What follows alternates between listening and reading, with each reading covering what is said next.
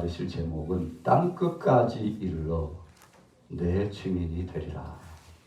우리 같이 따라해 볼까요? 내 증인이 내 증인이 되리라. 여러분, 증인이라고 하는 것은 말투수, 증거한다. 누구를 증거합니까?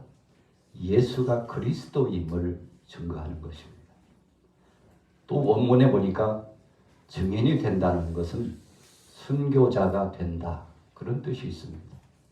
한마디로 말하면 복음 증거하다가 순교당하는 자가 된다는 그런 영적인 아주 중요한 의미가 있습니다. 여러분, 12제자를 한번 보세요.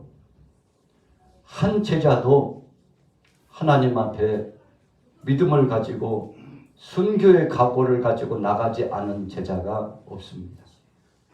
우리가 12제자들, 한 제자들을 기억해 보면 모두 다 순교의 제물의 심정으로 하나님 앞에 연락되어졌던 것을 기억해 봅니다. 요한 사도는 밤모섬에 유배를 당했습니다. 또 그는 기름가마에 던져져 가지고 죽으라고 던진 거죠.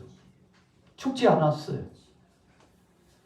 그 사람들이 생각했습니다. 아니, 죽으라고 기름가마에 던졌는데 죽지 않다니. 이것은 뭔가 하늘의 신께서 계획하신 바가 있다. 2번 죽게 하는 것은 하늘의 뜻을 거스리는 것이라고 생각해서 자유롭게 놓아 보내주었죠. 그래서 그는 하나님께서 부르시는 그날까지 복음을 증거하다가 하나님 앞에 영광을 돌리면서 사역을 감당했습니다. 사도 요한이 누굽니까? 증인이 된 겁니다. 죽을 각오를 하고 복음 가지고 나갔다는 것입니다. 베드로는 어떻게 됐습니까? 나 같은 죄인이 예수님처럼 십자가에 정상적으로 못 박혀 죽는 것은 당연한 것이 아니라고 생각하고, 특별히 사형 그 자리 앞에서 주문을 했죠. 나는 거꾸로 십자가에 처형을 해달라고. 나의 스승이요, 내 삶의 주인이요, 천지만물을 창조하시고 모든 인생을 구원하시고 그래서 부활의 소망을 주신 예수님처럼 어떻게 감히 거꾸로 십자가에 못 박혀 죽어야지 정상적인 십자가의 죽음을 주님과 같이 당하겠느냐고. 그래서 그는 거꾸로 십자가의 처형을 당하여 순교됐습니다. 야고보는 사도 중에서 칼에 찔려서 순교당했다고 표현하고 있습니다. 다 방법이 달랐어요. 그런데 야고보는 칼에 찔려서 고통 중이었지만 하나님의 영광을 보면서 순교의 사역을 감당했습니다. 안드레는 어떻게 되었습니까? 터키에서 복음을 증거하다가 붙들려 가지고 그도 역시 처형되었는데 두 끝 참 끝에 찔리고 고통을 당하여서 X자형의 십자가의 처형을 당하는, 여러분, 그러니까 고문과 고통을 당하고 마침내는 X자형의 십자가 처형을 당하는 순교로서 증인의 삶을 살았던 사람입니다. 다데오는 어떻게 했습니까? 페르시아에서 전도하다가 십자가형에 순교했다고 말씀하고 있습니다. 빌립은 어떻게 됐나요? 폴리스에서 채찍에 맞아 감옥에 갇혔습니다. 생명의 복음, 예수가 그리스도라고 전했는데, 여러분, 복음을 가지고 예수님이 내 삶의 구주라고, 여러분들의 삶의 주인이라고 증거했는데 그도 역시 어떻게 됐습니까? AD 54년경에 십자가형으로서 순교당하는 그런 역사가 나타났습니다. 빌립도 마찬가지입니다. 터키에서 사역을 감당하다가 그도 역시 십자가형의 순교를 당하고, 다데오처럼 십자가형의 순교를 당하는, 참 육신적으로 보면 고통스럽습니다만 그러나 생명의 복음을 붙잡았던 그도 십자가에서 하나님의 영광을 드러냈습니다. 바돌로메는 어떻게 됐나요? 산채로 칼에 의해서 전신이 가죽이 벗겨졌다고 그럽니다. 여러분, 참 끔찍하잖아요. 육신적으로 보면 참 끔찍해요. 사람을 마치 양의 가죽을 벗기시듯이 가죽을 벗겨가지고 고통 중에 있게 하고, 그리고는 십자가에 머리가 박혀서 베어지는 그런 고통을 당하면서 마침내 순교의 제물이 됐다고 합니다. 시몬은 어떻게 되었습니까? 페르시아에서 복음을 증거하다가 톱으로 몸이 두동강 나가지고, 톱으로 켜가지고 사람을 죽였는데, 시몬이 그런 죽임을, 세상적으로 보면 저주도 이런 저주가 없죠. 그러나 하나님 편에서 보면 영광이요, 하나님의 편에서 보면 복이라는 사실을 안고 하나님 앞에 영광 돌리며 순교자가 되었습니다. 마태는 어떻게 되었나요? 세리였던 마태는 AD 60년경에 에디오피아에 있는 도시 나바다에서 비늘창으로 살해를 당해가지고, 비늘창이 무엇입니까? 끝이 불 혹은 세 가닥으로 갈라져가지고요. 뾰족뾰족하게 갈라져가지고. 그러니까 그냥 찔리지 않아요. 고통스럽게 살이 찢어지고 속에 있는 장기가 뒤틀리고 이런 고통을 당하면서 순교를 당하도록, 여러분, 그래서 아주 잔혹하게 죽였는데, 여러분, 그러나 믿음을 갖고 하나님의 영광을 보면서 복음 증거하는 것을 중단하지 않았던 제자들의 모습을 보십시오. 늦게 부름을 받았던 마띠아는 어떻게 되었습니까? 예루살렘에서 돌매질을 당하였으나 죽지 아니하였다고 합니다. 돌로 쳤는데도 안 죽어요. 야, 독한 놈이다. 그래서 참수형에 처해서 죽였다고 합니다. 여러분, 제자 한 사람 한 사람을 놓고 보면 가볍게 그냥 순탄하게 죽음을 맞이한 사람이 없다는 것입니다. 알포의 아들 야고보는 어떻게 됐습니까? 블레셋과 애굽에서 전도하다가 94세 애굽에서 순교를 당했다고 역사의 사료에 정리되었습니다. 그런데 그는 높은 성전탑에서 아래로 던져서, 야, 이놈은 그냥 죽이지 말고 저 성전탑 꼭대기에서 던져. 그랬더니 여러분, 얼마나 고통스럽겠습니까? 그런데도 죽지 않았어. 그러니까 나무 망치를 가지고 죽지 않은 사람을 때려가지고 몸을 잔혹하게 때려서 여러분 죽도록 했다는, 알페오의 아들 야고보가 그렇게 순교를 당했습니다. 여러분, 한때는 좌우정승이 되기를 꿈꿨어요. 예수님께서 예루살렘에 입성하시면, 주님께서 나라를 회복하시면, 주님께서 왕권을 가지고 임하실 때 주님, 저를 주님 우편에 혹은 좌편에 세워주셔서 주님의 그 영광스러움을 경험하게 해달라고 철없던 제자가 그렇게 이야기했는데, 나중에 오순절날 마가의 다락방에서 성령 받고 보니까 주님 앞에 부름받은 제자는 그런 삶이 아니라는 걸 알았습니다. 예수님께서 계실 당시에 너희가 나를 따르거든 자기를 부인하고 자기 십자가를 지고 나를 쫓을 것이니라. 십자가 지라고 그랬어요. 너희가 나를 따르다가 많은 환난을 당하리라 그랬어요. 야, 나를 따르면 너희가 육신적으로도 배부르고 그리고 안식을 누리고 세상 사람들과는 다르게 참대하게 호의호식하면서 살다가 영화로운 천국의 순식간에 불리움을 받을 것이다. 이렇게 말씀하지 않고 모든 제자들에게 주님은 말씀했습니다. 너희가 복음을 들고 나가서 예수가 그리스도라고 전하면 사람들이 너희를 핍박하리라.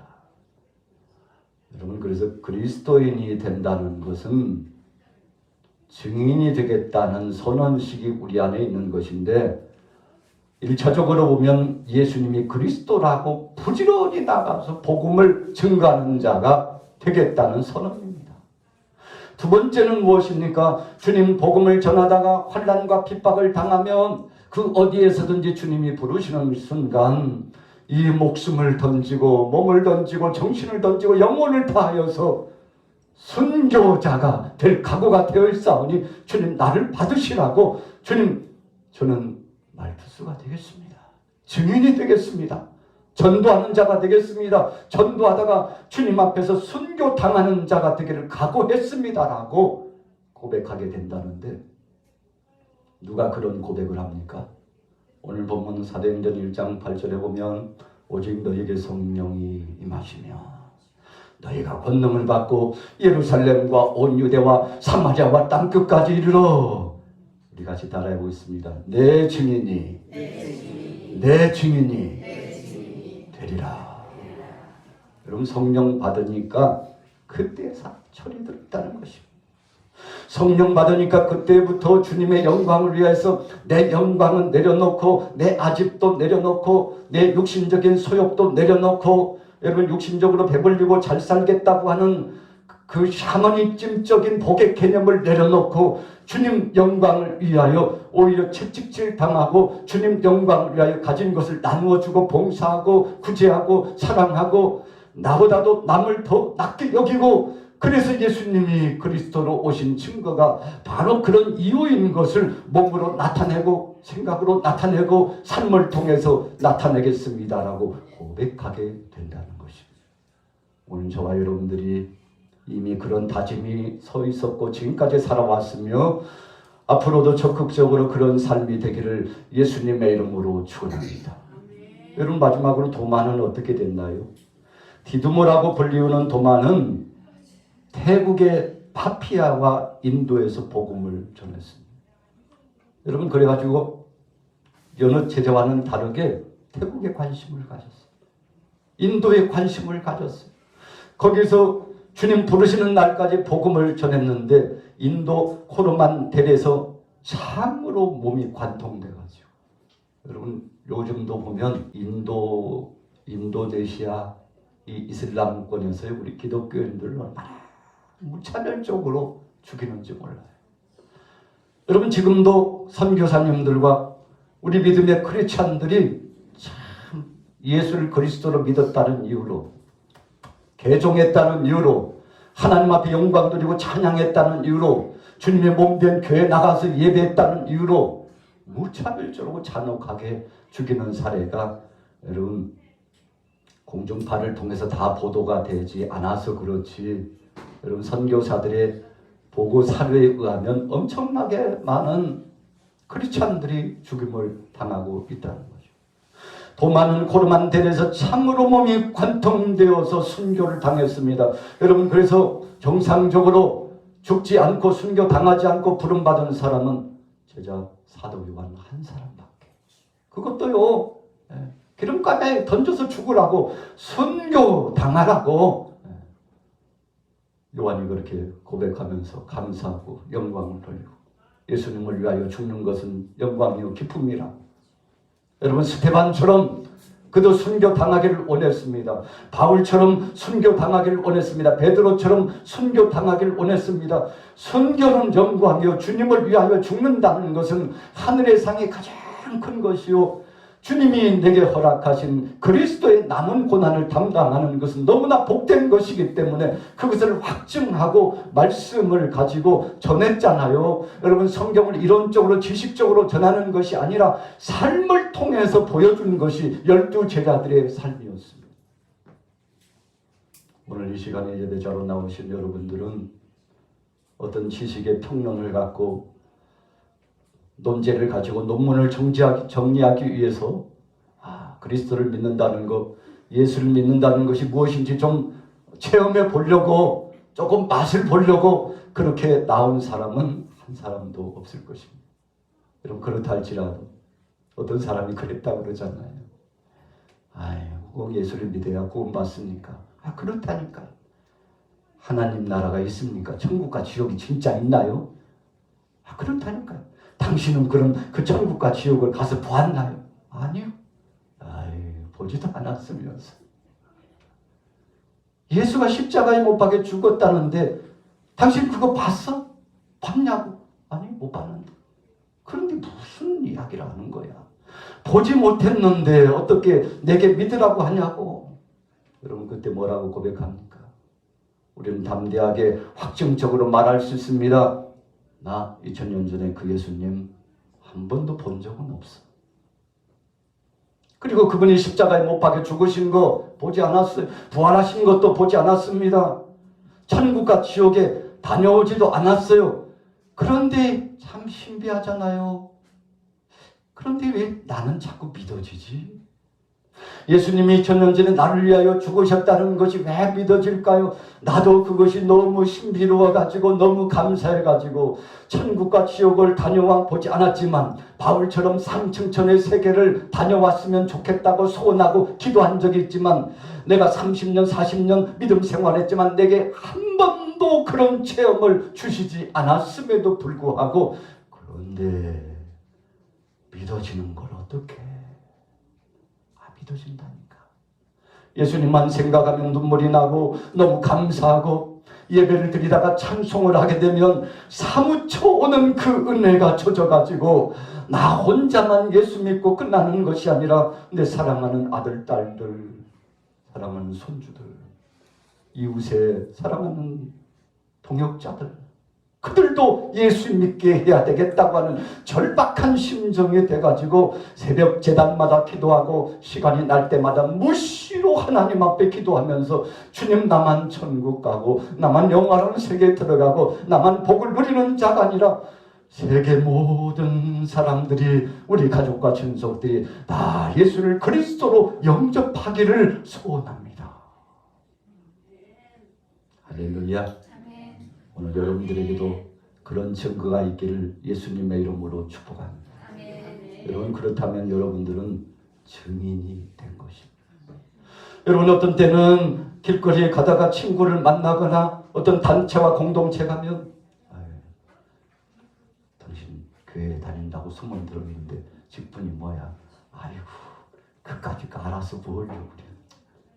이야기도 없지만 교회 가기는 가지만 아직 뭐 체험도 없고 그냥 수양이나 하려고 가는 거지 뭐.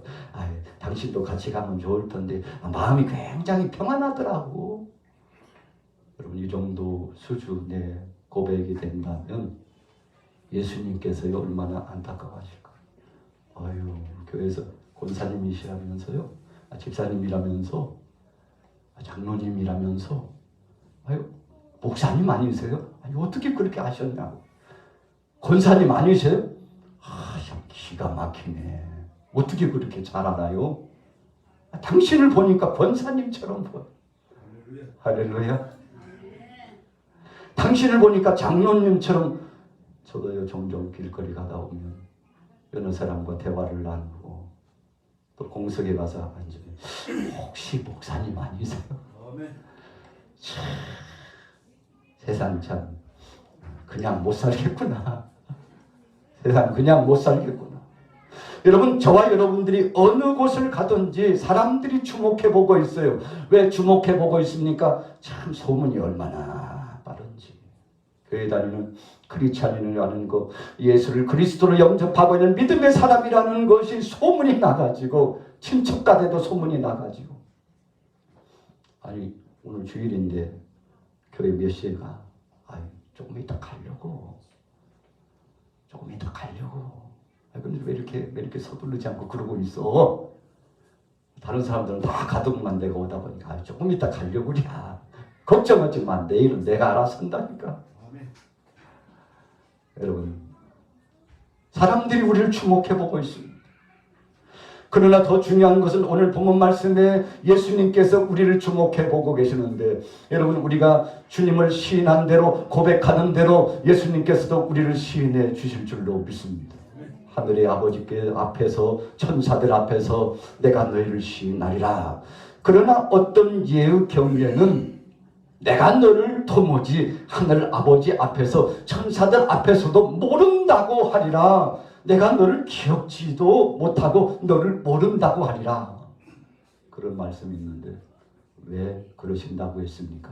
우리 같이 따라해 보겠습니다. 우리가 예수님을 부인하면 주님도 우리를 부인하십니다.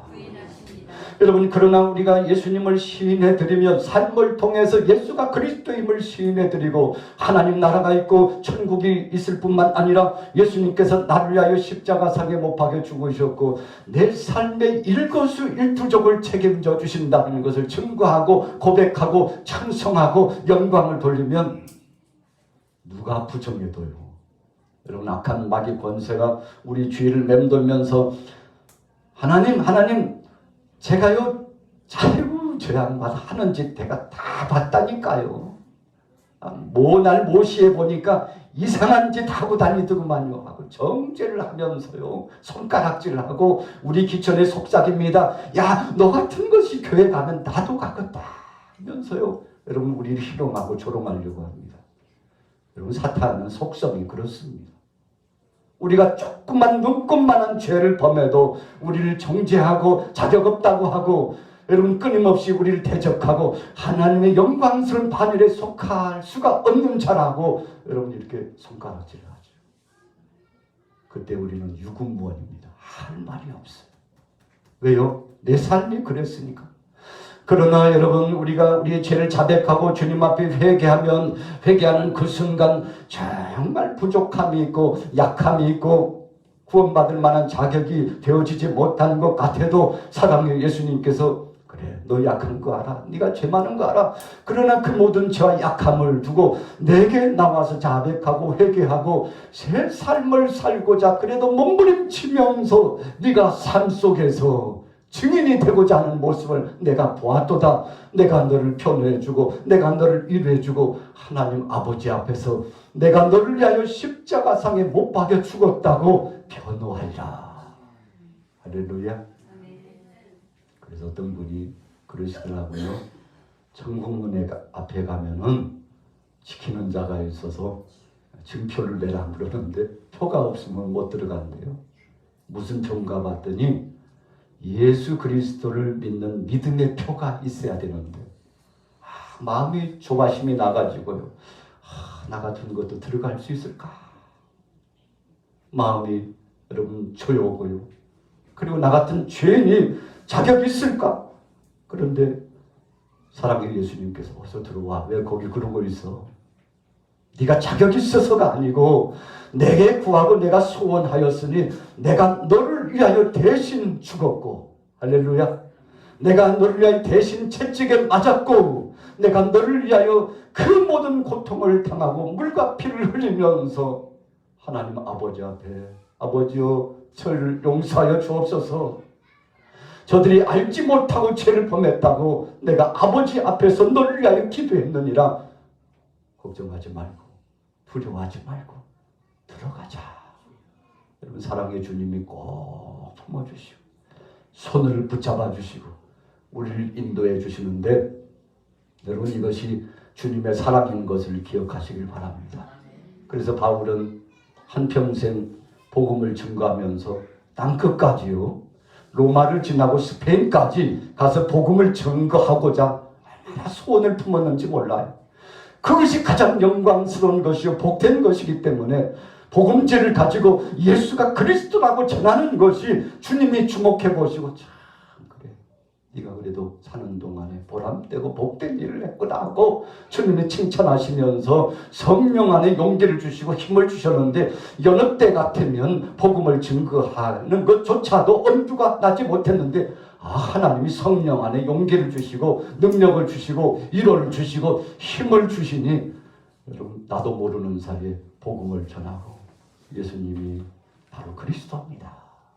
사랑의 주님이 나를 위해서도 죽으셨지만 당신을 위해서도 죽으셨다고 예수님을 영접하라. 시간은 많지 않습니다. 오늘 내일 모레 글패 10년 20년 그렇게 말하지 마세요. 우리 사람의 부름은 하나님이 주관하시는 거지. 청년이라 할지라도 오늘 하나님이 부르면 가야 돼요. 하나님이 부르시는데 항명할 수 있어요? 당신이 50, 60이라도 오늘 하나님이 부르시면 가야 돼. 그거 당신 알고 있어? 오늘이라도 당신이나 나나 하나님이 부르시면 그 나라에 가야 되는데, 믿음을 갖고 주님 앞에 영광 돌리며 복음을 받아들이세요. 다시는 기회가 없을지 모릅니다. 여러분 이렇게 마지막이라는 생각을 가지고 복음을 증거해야 되는 거 아니겠습니까? 오늘 본문 말씀 보세요. 7절 8절 우리 같이 읽어보겠습니다. 사도행전 1장 7절 8절 시작. 이르시되 때와 시기는 아버지께서 자기의 권한에 두셨으니 너희가 알 바하니요 오직 성령이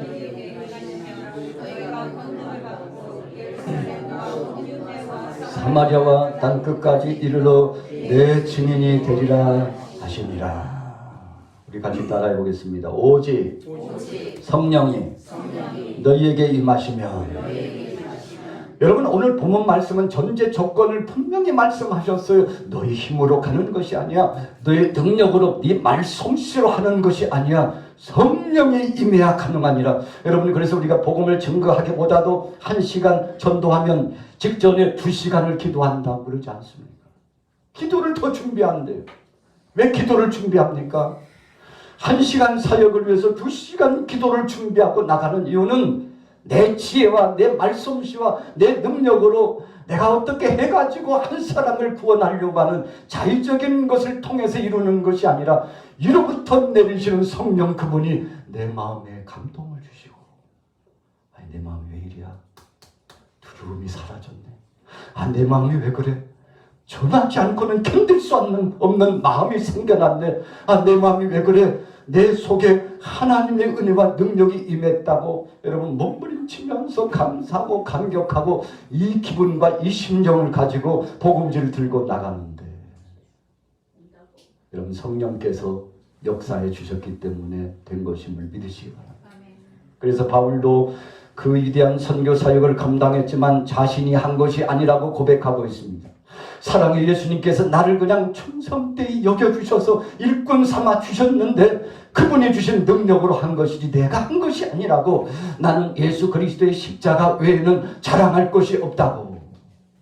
우리 같이 해보겠습니다. 내가 하려고 하면 꼬부라지고 넘어지고 파산하나 주님이 하시면 역사가 나타납니다.